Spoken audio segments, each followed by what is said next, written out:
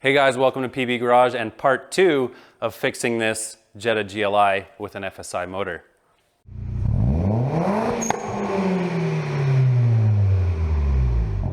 Now in part 1, this car had a really bad knocking, tapping noise in the engine. So we had a look and had a listen with the mechanic's stethoscope and figured out that the most noise, there was a few places, the most noise was coming out from around the oil pan. After we did that sort of summary diagnostic with listening to it, I took apart the top end of the motor, took the timing belt cover off, checked that, seemed okay. Took the valve cover off, cam seemed okay. When I pulled the high pressure fuel pump off and had a look at the cam follower, we found that we had a big old hole in that cam follower, just like this.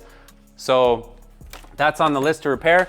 But then as an extra check, I took the oil pan off to check the oil pump because I suspected that it was an oil pump failure of some kind, or the balance shafts that were causing some of that noise or all of that noise.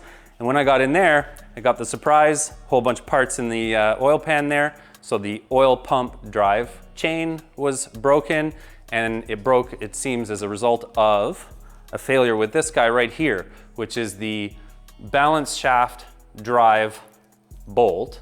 This bolt specifically sheared off, you can see, broke off there, and that allowed this sprocket to fall down, jam the chain snapped, and that was the end of that. Now looking at the cams, it looks as though the engine wasn't starved for oil, particularly for any extended period of time. They must have shut it down when it started making a big racket. I'm hoping everything's okay. We're gonna try and fix it and go with it just as it is. We'll find out later, I'm sure, whether we've got an engine that's got bigger problems because of oil starvation. But for now, the fix is pretty easy. What we're gonna do is get in there, and the tricky part is I have to replace that drive chain because it's snapped.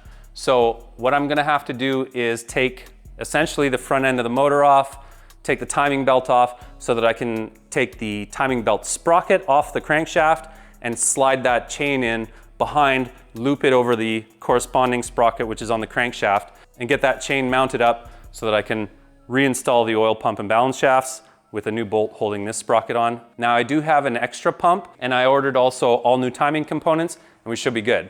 Now just before we dive into this thing too deep, I cleaned out the oil pan here, and I just wanted to show you guys the results of that clean out. So we had, as kind of predicted, a bunch of pieces of plastic from the that's the little plastic cover that goes over the drive chain for the oil pump. The larger chunk of that was sitting in the bottom of the pan as well. It was all busted up, you can see here. This obviously wasn't in the oil pan. This is that cam follower. But I have it here just to show, because some of the debris I found in that oil pan, you can tell this guy right here is another cam follower, chunks of which ended up in the oil pan. You can see, so if you look, you see how you have those 4 little holes. You can see right in the corner of that, you got that little hole indent. This little guy here looks kind of like a hog ring. I'm hoping that's a chunk of this little ring that's around the edge of that cam follower. Okay, I figured out what this little ring here is, this half a ring. I thought maybe it was that little collar on the cam follower, but it's the bottom of the spring on the high pressure fuel pump. So it's a chunk of this guy, of this spring right here, right along the bottom.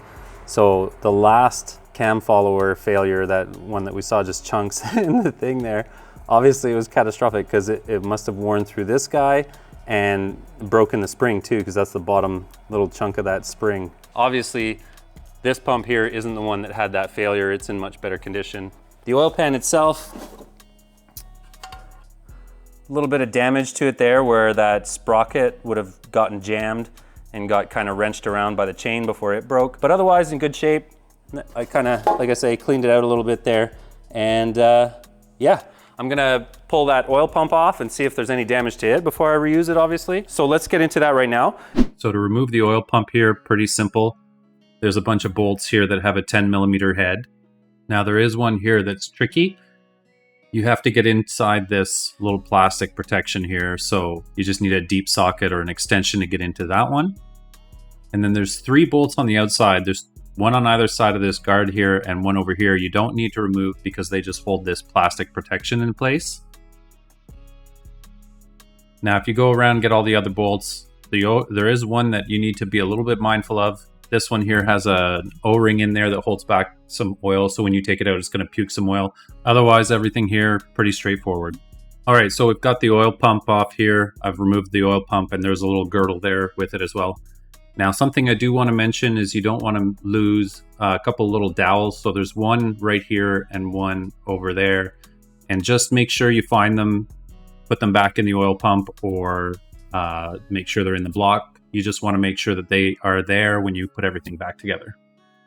Okay, so the next thing we're doing here, I've put the oil pan back on and I'm jacking the motor up because I have to essentially do a timing belt change in order to be able to replace that drive chain for the oil pump. So you can see I've got everything taken apart here. I've got the fender liner out. Now, I wasn't sure that I wanted to take the time to go through the whole timing belt replacement in this video, but if you guys want to see that video, let me know and I'll put something together and I'll show how to replace the timing belt on one of these FSI motors. But otherwise, I'm just going to speed real quick through this whole disassembly so that we can get at that oil pump drive chain.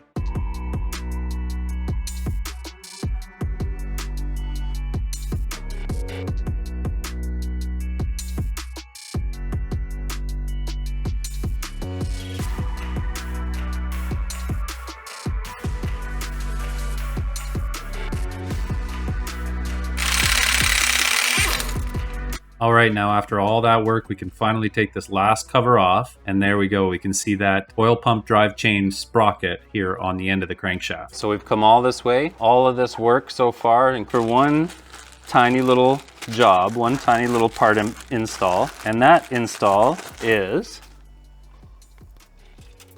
done. All right, now all back together.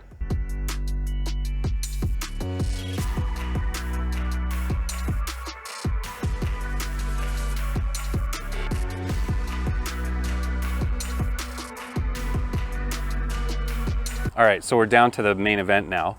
Basically what I'm gonna do, I'm gonna follow Blake's advice. I'm going to cut with the Dremel one of these gears and hopefully break it and pop it off. And then I'll be able to install the pump and it won't be using the balance shafts. Less stress on the bolt, on the drive sprocket there too, so hopefully that'll stay intact.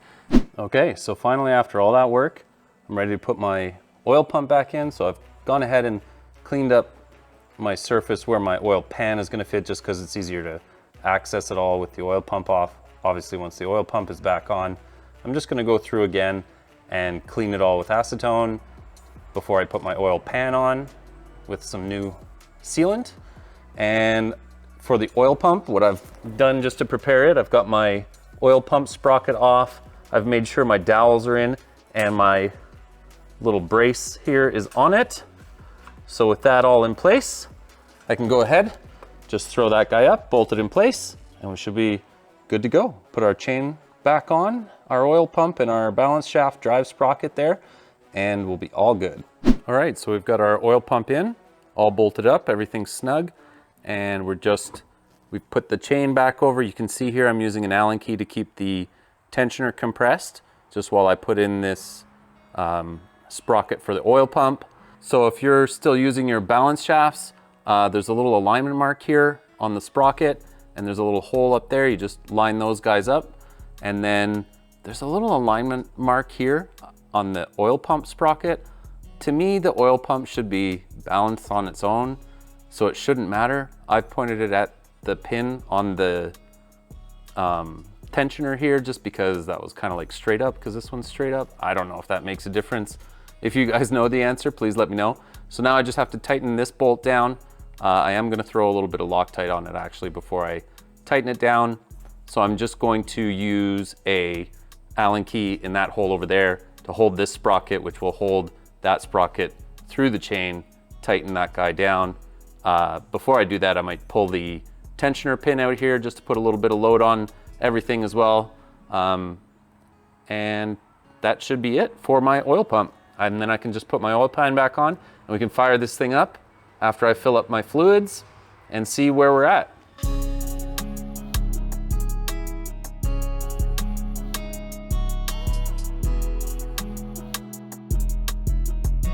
All right, so I'm just filling up my oil here, and as I'm doing that, you'll notice I've still got these two boost pipes off, and there is a reason for that.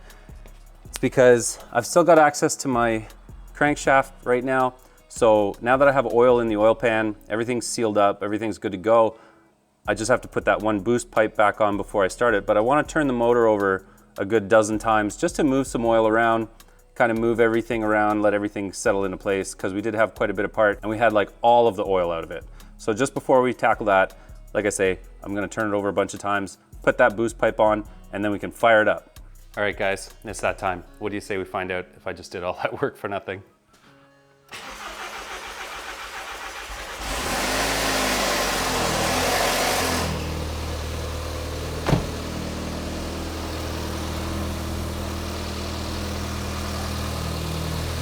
Well, it made an awful racket till the oil pressure built up. Once it had oil pressure though, it quieted right down.